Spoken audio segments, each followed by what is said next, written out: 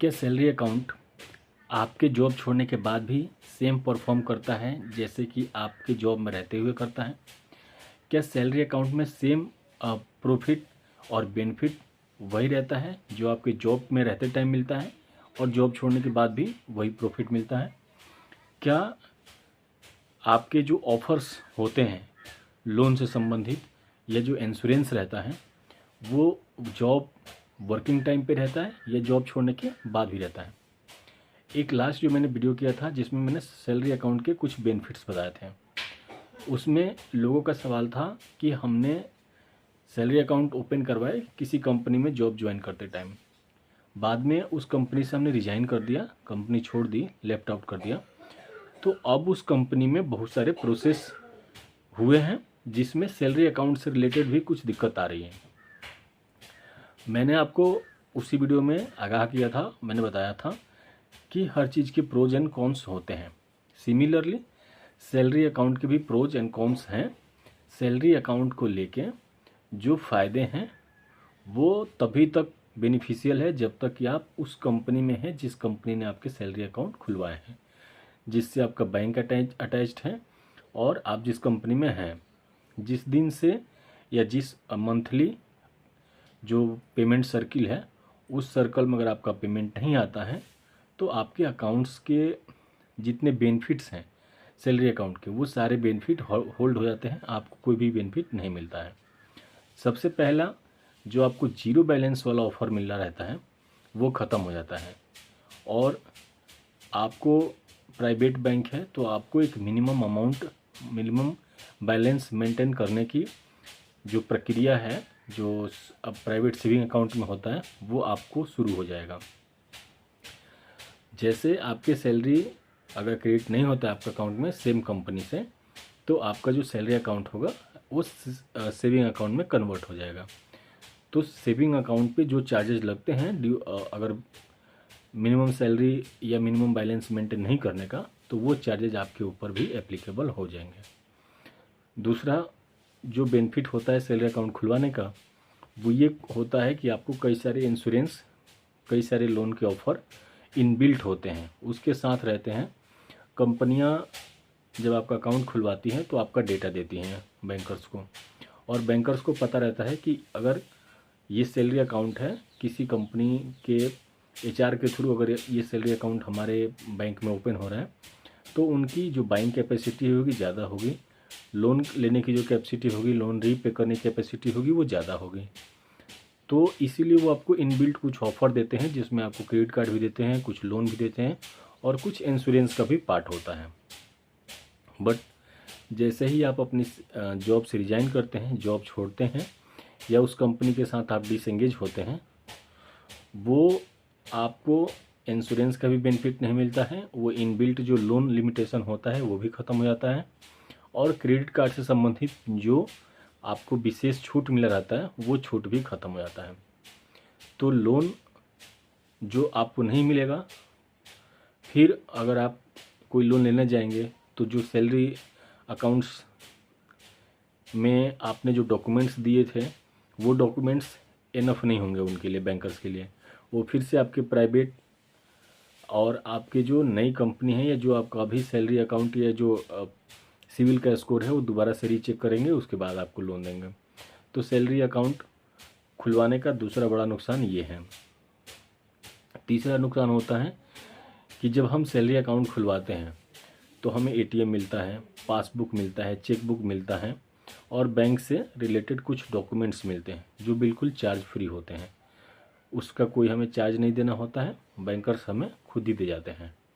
लेकिन जैसे ही आपका अकाउंट सैलरी अकाउंट से सेविंग अकाउंट में कन्वर्ट होता है तो कंपनी क्या करती है, कोई भी बैंक हो, चाहे प्राइवेट हो, चाहे गवर्नमेंट हो, चाहे सेवी गवर्नमेंट कंपनी हो, वो अपने सेविंग अकाउंट जो आपकी चेकबुक, पासबुक एंड एटीएम का जो चार्जेज हैं वो उसमें इंक्लूड कर देता है। तो ये एक बहुत बड़ा कारण है कि लोग सैलरी अकाउंट नहीं खुलवाना चाहते हैं। अब सवाल ये आता है कि क्या आप एक वर्किंग प्रोफेशनल्स हैं तो आपको सैलरी अकाउंट अगर कंपनी कह रही है तो आपको खुलवाना चाहिए या नहीं खुलवाना चाहिए? जैसे कि आप सभी को पता है आप सारे लोग वर्किंग हैं, वेल प्रोफेशनल्स हैं और आपको लॉ का, फाइनेंस का अच्छा नॉलेज है, तो आप लोग भी जॉब करते हैं, आपको पता होगा सबके पास 2-3 सेल अकाउंट होता ही है, चाहे वो सेविंग का हो, सैलरी का हो, कैसा भी हो। अगर मेरा ओपिनियन आप लेना चाहते हैं कि सैलरी अकाउंट खुलवाना चाहिए या नहीं खुलवाना चाहिए, तो मैं सिर्फ इसमें ये कहूँगा कि आपको सैलरी अकाउंट खुलवा लेना चाहिए। सैलरी अकाउंट खुलवाने से आपको बेनिफिट क्या होता है, एक तो बिना कोई एक्स्ट्रा डॉक्यूमेंट दिए आपका अकाउंट ओपन हो जाता है। आपको एटीएम कार्ड, डेबिट कार्ड और जो आपका पासबुक, चेकबुक होता है वो फ्री मिल जाता है। फ्री मिलने के साथ साथ जो आपको लोन का क्राइटेरिया होता है, कुछ इनबिल्ट आपको एक अमाउंट रहता है कि लमसम इतने का अमाउंट तक आपको लोन आराम से मिल जाएगा। फिर जो इंश्योरेंस रहता है वो बेनिफिट आपको मिलता है। तो उसका बेनिफिट ये होता है कि जब तक आप कंपनी में हैं तब तक तो आप सिक्योर हैं, आपको इंश्योरेंस भी मिल जाता है, चाहे वो एक्सीडेंटल हो चाहे कोई और हो, वो बीमा आपको मिल जाएगा। देन आपको लोन का भी एक सर्टेन अमाउंट होता है, उतना लोन भी आपको आसानी से मिल जाएगा, तो आप उसको यूज कर सकते हैं। दूसरा, जैसे आपका विदाउट एनी कॉस्ट आपको अकाउंट खुल जाता है, कोई चार्जेस नहीं लगता है, और उसमें 0 बैलेंस रहता है, मिनिमम बैलेंस मेंटेन करने की कोई आपको दिक्कत नहीं रहती, कोई ओवरड्यू चार्जेज वगैरह नहीं लगता है। तो सैलरी अकाउंट खुलवा लिया आपने, फिर जब आपको जो दिक्कत आती है वो सैलरी अकाउंट में जब आपका सैलरी सर्कल में सैलरी नहीं आता है, क्रेडिट नहीं होता है, तब दिक्कत आता है। तो आप ऐसा करें कि जब भी आप कंपनी रिजाइन करते हैं, कंपनी छोड़ते हैं, तो आप अपने सैलरी अकाउंट वाले ब्रांच में जाके मैनेजर को मेल करके और आप अपने डॉक्यूमेंट सबमिट करके उनको रिक्वेस्ट कीजिए कि मेरा ये अकाउंट क्लोज कर दीजिए। हालांकि वो क्लोज नहीं करना चाहते हैं, लेकिन आप उनको बोल के क्लोज करवा लीजिए। क्लोज करवा लेने से ये फ़ायदा होगा कि आपका अकाउंट बंद हो जाएगा, कुछ मिनिमम चार्जेज लगेगा अकाउंट क्लोजिंग का, वो आप दे दीजिएगा।